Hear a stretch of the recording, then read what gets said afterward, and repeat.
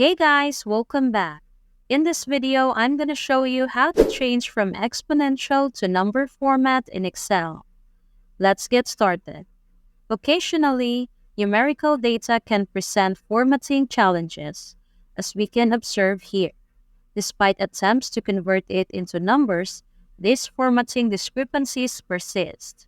It's frustrating, especially when we're simply trying to manage our data sources. To assess the length of the serial numbers in column B, we'll utilize the len_excel function. This function helps identify the number of characters within each cell. Upon inspection, it's apparent that all our serial numbers consistently span 12 characters. To tackle the exponential formatting glitch, we'll employ the text_excel function. Within the text function's format, _text syntax, we'll use the hashtag 12 times in the formula.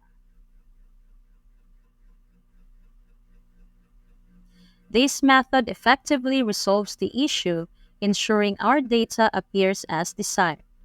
We can then apply this formula throughout the data set. It's important to note that this problem commonly arises when working with data in CSV Excel file formats. Thanks for watching, and if you found this video useful, don't forget to give it a thumbs up and hit that subscribe button for more content like this.